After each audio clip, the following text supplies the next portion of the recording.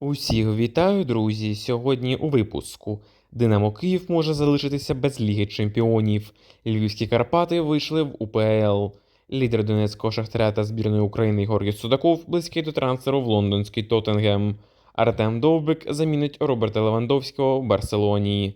Все це, а також багато іншого на ютуб-каналі Football Days. Друзі, ставте лайк цьому відео, підписуйтесь на канал та поїхали дивитися новий випуск разом. Лідер Донецького Шахтаря та збірної України Георгій Судаков близький до трансферу в лондонський Тоттенгем. Всередині минулого тижня Тоттенгем зустрічався з агентом Вадимом Шаблієм, повідомляє видання The Mirror.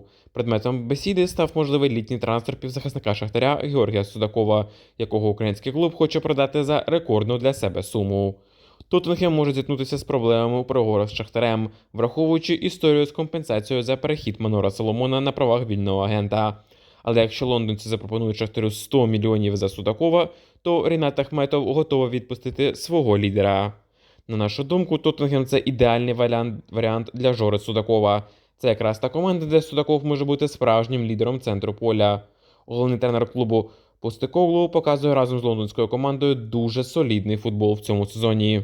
Та цілком ймовірно, що Тоттенхем зуміє вийти в Лігу Чемпіонів, а тому лондонцям точно знадобиться підсилення свого складу влітку.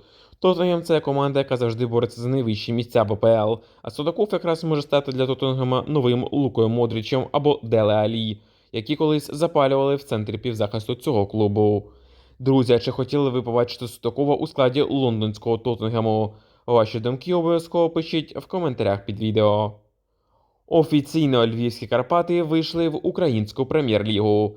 Карпати за 4 тури до завершення сезону у першій лізі гарантували собі вихід в УПЛ. Це сталося завдяки перемозі над футбольним клубом Полтава у 6-му турі у чемпіонській групі першої ліги. Після 24 зіграних матчів у львів'ян тепер 60 очок в турнірній таблиці. Вони вже не опустяться нижче другого місця, яке дає пряму путівку в УПЛ. Значимо, що Карпати зіграють в УПЛ вперше з сезону 2019-2020. При цьому зазначається, що в наступному сезоні перед командою Омрона Маркевича будуть поставлені максимальні цілі. Керівництво львів'ян серйозно налаштовано поборотися вже з ходу в стартовому сезоні УПЛ за Єврокубки і навіть медалі. А тому влітку на Карпати чекає дуже потужна трансферна кампанія. Саме для цього вони запрошували шеф-скаута Гліба Платова, який повинен шукати латиноамериканців для Маркевича. Враховуючи великий досвід українського наставника, то ми не здивуємося, якщо Карпати в наступному сезоні будуть в топ-5 УПЛ. Приклад того самого Полісся показує, що будь-яка команда, яка має фінансові ресурси, може вийти в УПЛ та навести тут шороху. Тому очікуємо від Карпат потужних результатів в наступному сезоні УПЛ.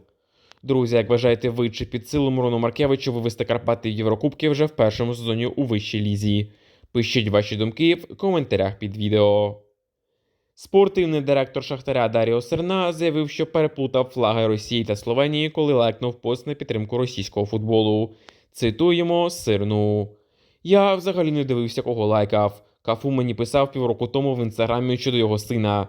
Та й щось подібне. Я натиснув, щоб стежити за ним. Я не знав, що він робить в Росії, взагалі не міг собі уявити Кафу і Росію. Я лайкнув, знаєте, там трохи переплутав, прапори маленькі. Може Словаччина, може Словенія. Може Росія, плюс-мінус кольори однакові. Просто йде все по-іншому. Журналісти з цього зробили таке. 3 години про мене писали, але всі знають, що у мене українська душа. Ніяких штрафів за це я не платив. Це була випадковість, сказав Даріо Серна. Нагадаємо, декілька тижнів тому спортивний директор Шахтаря Даріо Серна лайкнув пост легенди світового футболу Кафу, у якому він розхвалював Росію. В аналогічній ситуації іншого гравця Шахтаря Таджика Таїрова оштрафували на 300 тисяч гривень. Серну ж залишили без штрафу. Київське «Динамо» гарантувало участь в Єврокубках наступного сезону. Після перемоги над Дніпром-1 «Динамо» вже не опуститься нижче 4-го місця в таблиці УПЛ сезону 2023-2024. Команда Шовковського гарантувала участь в Єврокубках наступного сезону слідом за Шахтарем. Зараз «Динамо» йде другим у таблиці та відстає від Шахтаря на 4 очки. Відзначимо, що до закінчення чемпіонату обидві команди повинні провести ще по 5 матчів. І як, на нашу думку, шанси на чемпіонство «Динамо» не дуже великі, адже Шахтар має солідний гандикап перед командою Олександра Шовковського. Та й календар у Шахтаря полегше. Наприклад, матч з Чорноморцем взагалі перенесли з Одеси до Києва. тому що легіонери Шахтаря відмовилися їхати на південь України. Єдина команда, яка, як на мене, здатна відібрати очків Шахтаря, це Дніпро-1, але враховуючи втрати Піхрьонка та Філіпова, то зробити команді Максимова це буде нелегко. Однак цілком ймовірно, що обидва футболісти відновляться до протистояння з командою Пушича. У будь-якому випадку багато чого буде вирішуватися в очному матчі Динамо та Шахтаря.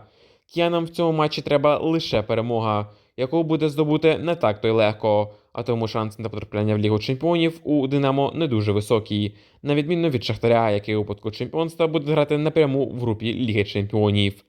Динамо ж Київ, у випадку того, якщо займе друге місце, то буде грати дуже складну кваліфікацію Ліги Чемпіонів, де будуть португальські, нідерландські та французькі команди, яких пройти буде практично неможливо. Якщо ж Динамо виграє УПЛ, то для того, щоб вийти в групу ЛЧ, їм потрібно буде пройти лише одного суперника з нескладної європейської ліги, на кшталт Ференцварошу з Угорщини або Цервіне Звєзди з Сербії. Друзі, як вважаєте ви, хто стане чемпіоном УПЛ в цьому сезоні? Динамо Київ чи Шахтар Донецьк? Пишіть ваші думки в коментарях під відео.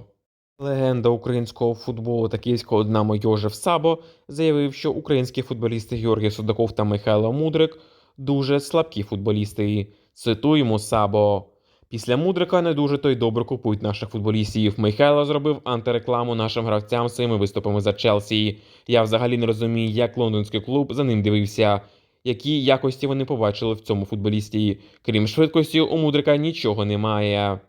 Це дуже переоцінений гравець. Що стосується Судакова, то він також мене не вражає. Так, Судаков працездатний, але я не бачу, що він добре працював у відборі як півзахисник. Про нього багато пишуть, але шахтарі звикли підігрівати інтерес до своїх футболістів, щоб дорого їх продати як Мудрика. Як на мене, Судаков – це також посередній гравець. Сказав легенда Йожеф Сабо.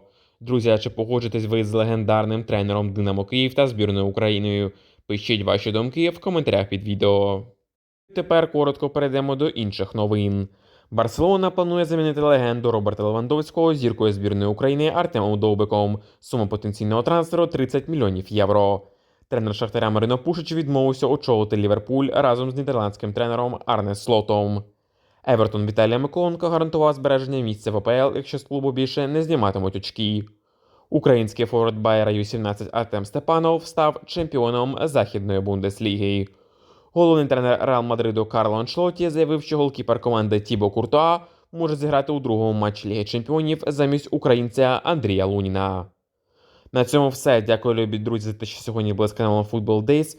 Обов'язково ставте лайк цьому відео, підписуйтесь на канал, якщо цього ще не зробили, та пишіть свої коментарі стосовно усіх футбольних подій. Зустрінемося з вами, друзі, вже дуже скоро. Бережіть себе та Україну!